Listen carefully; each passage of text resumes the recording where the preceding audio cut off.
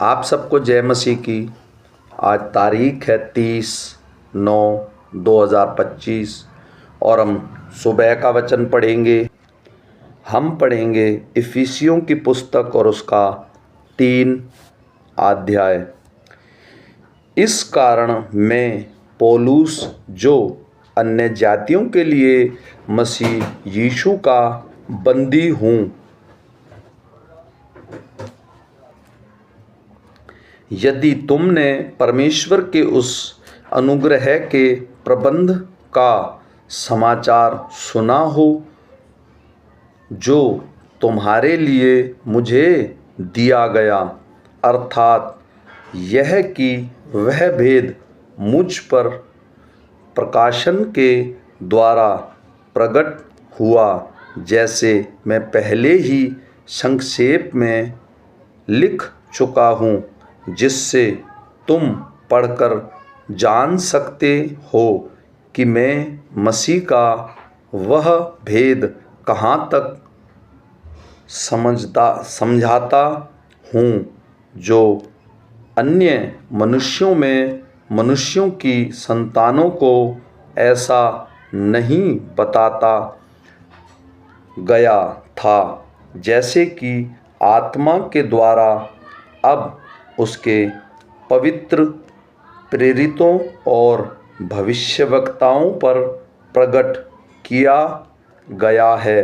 अर्थात यह कि मसीह यीशु में सुसमाचार के द्वारा अन्य जातियाँ लोग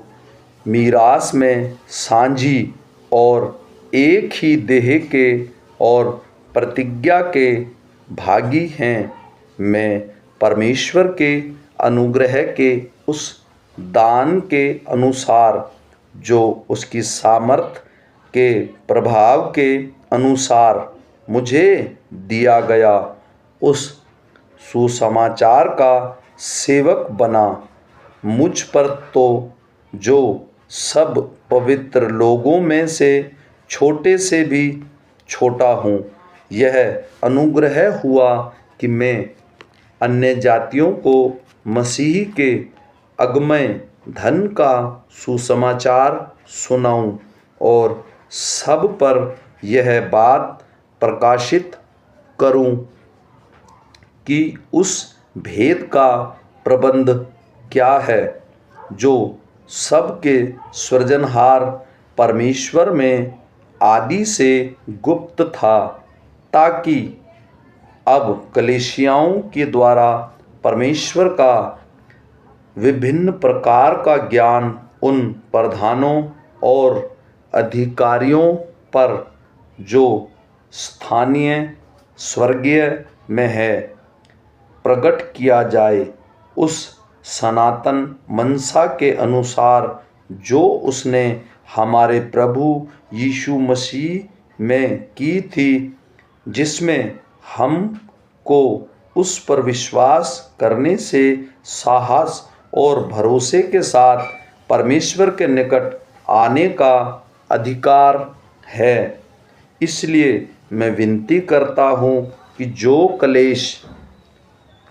तुम्हारे लिए मुझे हो रहे हैं, उनके कारण साहस न छोड़ो, क्योंकि उनमें तुम्हारी महिमा है। मैं इस कारण उस पिता के सामने घुटने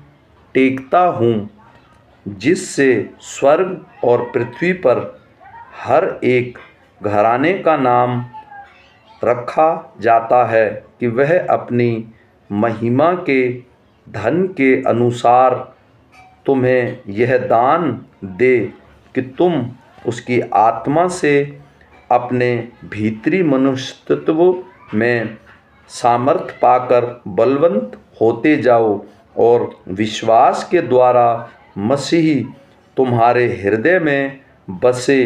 कि तुम प्रेम में जड़ पकड़कर और नींव डालकर सब पवित्र लोगों के साथ भली भांति समझाने की शक्ति पाओ कि उसकी चौड़ाई और लंबाई और ऊंचाई और गहराई कितनी है, और मसीह के उस प्रेम को जान सको जो ज्ञान से परे है, कि तुम परमेश्वर की सारी भरपूरी तक परिपूर्ण हो जाओ। अब जो ऐसी सामर्थ है कि हमारी विनती और समझ से कहीं अधिक काम कर सकता है, उस सामर्थ के अनुसार जो हम में कार्य करता है, कलीसिया में और मसीह यीशु में उसकी महिमा पीढ़ी से पीढ़ी तक युगान युग होती रहे। आमीन।